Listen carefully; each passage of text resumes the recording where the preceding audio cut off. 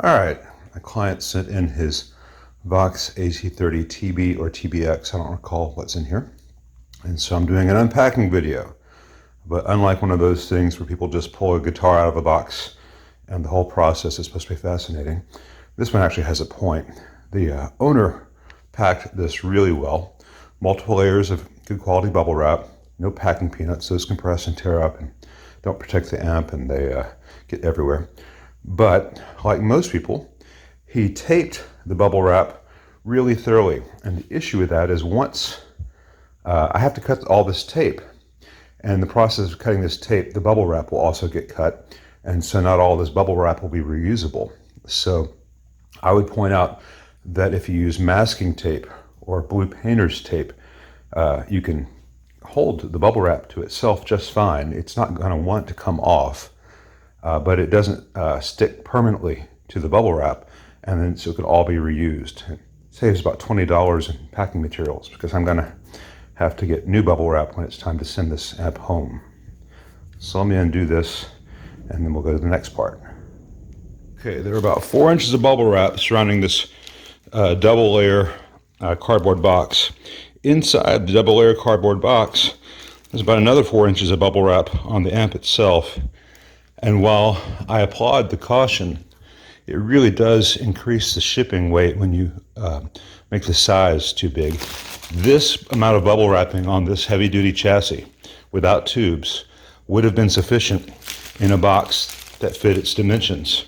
So he could have used a much smaller shipping box, which would have much smaller dimensions and saved a lot of money in shipping. We may use a smaller box on the way back for that reason. Okay, about 15 minutes later, I've got everything out and the amp is freed. And if this had just been a continuous wind of bubble wrap for the most part, using some painter's tape to hold it together, it would have been a 5-minute process, and I could have reused all the packing material that was shipped. Sorry about the shaky cam. Got an arm trimmer for some reason. All right, initial inspection of the amp. Good news. There's no real buzz emanating from the power transformer. That's always a risk with these things, so I don't think I'm going to need to replace the power transformer. There's an added 1.5K here between the DC output pin on the rectifier tube and where it goes to the first filter cap. Got to make a correction. I said that goes to the first filter cap. No, that's just in line between the return of the choke and the next stage. Again, an odd thing to do, just going to be a heat issue. So that black wire, which is running to the rectifier socket, originally ran where that resistor connected, and it soon will again, because there are mods which make sense, and there are mods which don't do a lot for the total sound of the amp, but they sure will affect heat and longevity. This is a well-intentioned mistake. The bias on the stock amp with 120 volts coming out of the wall, these two are the bias resistors in parallel, is 15 watts idle per tube. So just a little bit high. This can be 16 or 17 in most of these. I think this little dropper resistor is doing that, but a little 5 watt is the wrong choice for that, even with this 1.5K value. All the original filter caps are going to get changed out. The same stuff done on the other ones that you've seen in my channel. We move the camera real close to the speaker, and I'll show you the ground loop and what it sounds like and how it affects the different channels. I'm not going to set up a separate microphone for this, so you'll just kind of get a view of the speaker cloth so the camera can hear it really well.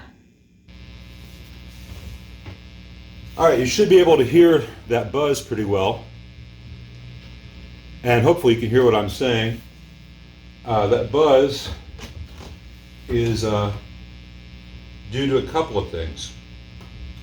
Number one, the heater string. If I bring up the normal volume, you hear that hum diminish and then come back with a vengeance. It's because there's a null there due to the ground loop. And so I've got that nulled out there with the normal channel volume at about 9:30, 10 o'clock. If I bring up the top boost channel,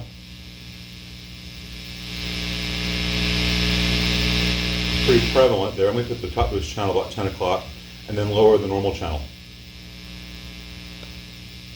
You can kind of null it out a little bit, but it's a ground loop exacerbated by heater imbalance. So I've got to get rid of the ground loop. But again, with both volumes off, if you really listen, there's that ground loop buzz. It's always going to be there. And in America, that buzz frequency is between a B and a B flat. And that's going to interact with every note you play, which makes everything sound sour. You can have the best intonated guitar in the world, the best player in the world, and if he plays in the key of E, there's always going to be that beating between the real fifth and the buzz. It's going to be the same in many different keys. That's just one example. And it throws everything just slightly out of tune, and you get really complex harmonic interactions, but they're not pretty ones. So everything is robbed of clarity and note definition, and your sustain suffers, and the overdrive gets weird characteristics. And so it's not just a background noise you live with, it's something that injects itself into everything you try to play. So we're going to get rid of that remaining noise. And the good news is the power transformer seems fine, so that won't need to get changed. I've got all the, actually, looking at this, sorry, I thought maybe there was a problem with the power transformer because the indicator lights were flickering. Turns out it's just the standby indicator light, which tells me that the resistor in series with that LED is probably not doing a great job, or is not happy. Either that or one bad indicator bulb, but it's not a problem with the secondaries on the power transformer. So false alarm there. I do try to check everything on these. Anyway, I'm going to power this off. I placed all the parts orders for this amp a week and a half ago. Some of them are going to arrive today, some of them in the next day or two. With COVID, shipping from major vendors has been delayed, both in terms of parts leaving warehouses and parts actually getting delivered. And that's with FedEx, UPS, and the post office. This is not pointing blame at anyone. This is not griping. It's just a reality we all live with. And I hope that everyone involved, from the guy who takes my order to the girl who goes in the warehouse and pulls the parts, to the guy who sticks in the box of FedEx, to the woman who delivers it to my door, I hope they're all safe and happy and take all the time necessary to do their jobs safely. And we'll all just have to be a little bit patient, which is not a strength of mine, but it's what we have to do.